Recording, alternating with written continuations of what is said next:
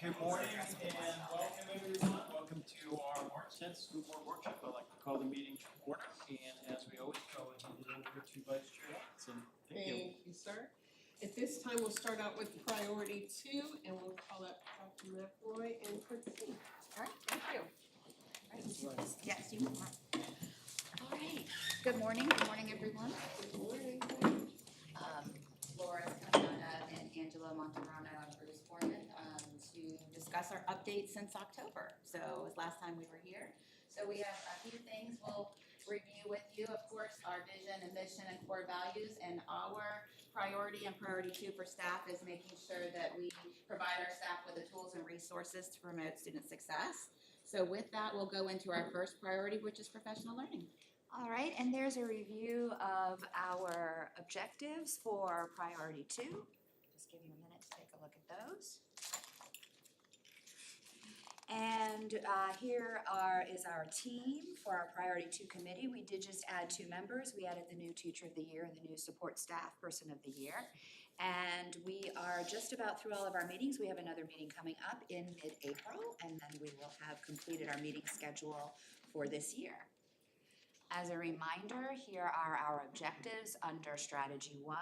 We also added a new one, which I talked with you all about when we were here in the fall, which was adding another induction plan to support our new hires. Last year, we started doing that with our teachers on a monthly, actually twice a month basis. And this year we've been doing with our supports, with our paraprofessionals. We've also, this is a new piece we've been working on during the first semester, pulling together some lists of professional learning opportunities for different bands of our support staff. So you can see just some sample titles there, but we've got several long lists for our administrative assistants and office staff, custodians and maintenance, food service, paraprofessionals, and transportation.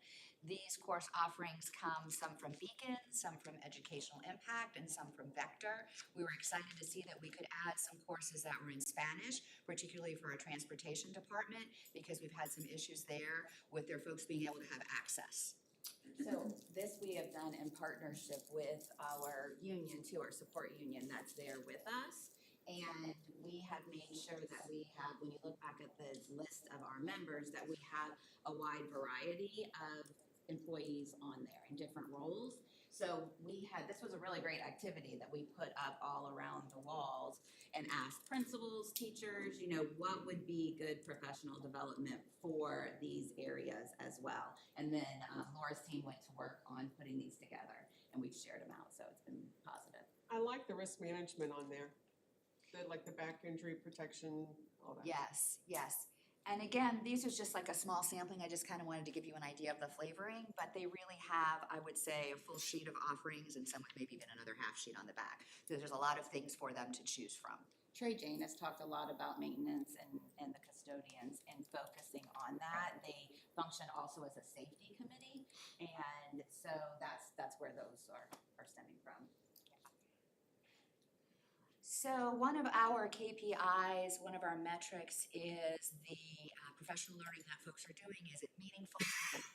And so at our mid-year check, our goal is 95%, and we had about 50% of surveys completed at the time we pulled this data a couple of weeks ago.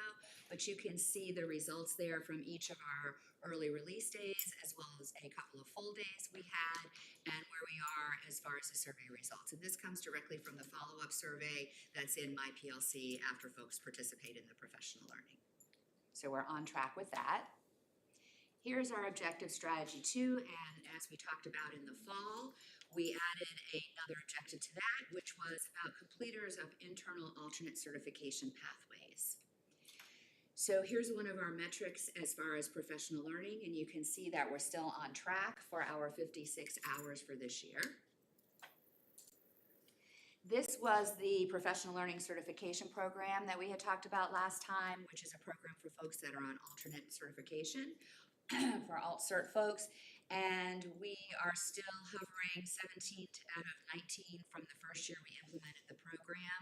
We've got one person who left the district and another person that's really struggling to pass their exam, so we've been working really closely with her to try to help her with that. And it can take anywhere from 1 to 2 to 3 years to complete the program, just depending on what they have to do, how many courses they have to take, what kind of tests they have to pass. We're also in a recruitment period right now where one of our professional learning specialists has been going out to schools and holding meetings specifically with the folks that have that are on AltCert to tell them more about the program. So we're hoping to really build the number of participants going forward. We've tried different methods of recruitment, and so now we're just going to them and talking directly to those people. This is another pathway, which is our support staff pathway that we partner with FGCU on. And right this past fall, we had 11 folks that were teachers of record, that are still teachers of record. We anticipate having two more this coming fall. We had someone that was out that had a baby, so she was delayed a little bit. We have someone else who changed her major, so she was delayed a little bit. And then in the new cohort that just started this spring, we actually have 8 participants, so that's really exciting. And the Grow Your Own program is really working out well for us because these are folks that are already in the schools, that already have an idea of what they're getting themselves into and really want to move into the teacher role.